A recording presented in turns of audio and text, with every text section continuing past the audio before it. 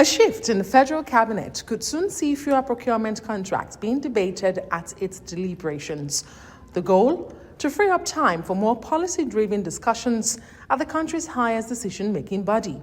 The proposal, led by President Bola Tinubu, aims to ensure that contracts within a certain threshold, yet to be determined, reach the Council for approval amid concerns that FEC meetings are bogged down by procurement issues, leaving little room for broader policy decisions. In other words, increasing the threshold for ministers and other MDAs to execute contracts or procurements at their ministerial or MDA departmental levels, agencies level. So the idea is that it's not yet conclusive what the final decisions are, but there is a very fruitful debate led by the Chairman of Council, Mr. President himself, to review that so that we can have more time for policy discussions at the Federal Executive Council meetings.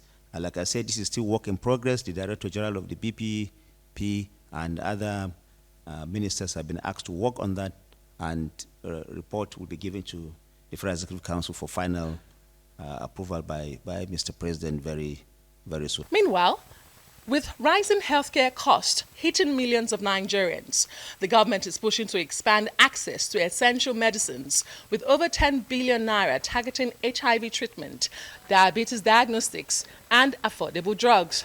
A few weeks ago, we approved the first-line antiretroviral drugs. The second and third line for those who are resistant.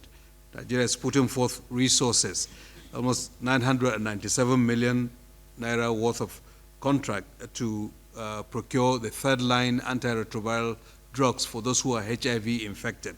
I believe you will understand the importance of this given the changes in the global health financing and moving towards more of domestic financing. The second category is the procurement that was approved for locally manufactured diagnostic kits for diabetes. In addition, 4.5 billion naira has been allocated to lower the cost of antibiotics, antihypertensives, and diabetes medications. This is out of the 2024 budget that started it, and we've seen the benefit because there are many people who skip their antihypertensive drugs or anti-diabetic drugs because they've run out and they're struggling to get the resources. Now government is stepping up to see how can we bring relief to them in a targeted way.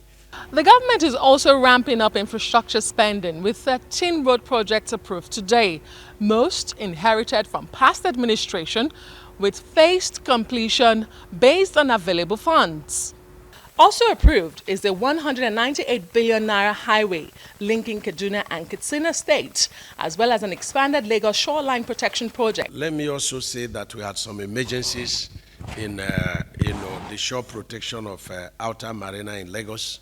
The project has been procured and is ongoing, but it's a very critical project because it's protecting a lot of federal government critical infrastructure and institutions that are along the shore of this Outer Marina. Like you have the Navy, you have the Army, you have the police, and there you have a lot of other infrastructure of federal government and state government, like the rail line in Lagos. And so it was procured for 144 billion. But some of the institutions that we needed to protect their shore line were excluded, like the Navy. So we have brought it in, and so we got approval for, a review of the contract sum from 144 billion to 176 billion. From the presidential villa, Adesua Omorwan, Arise News.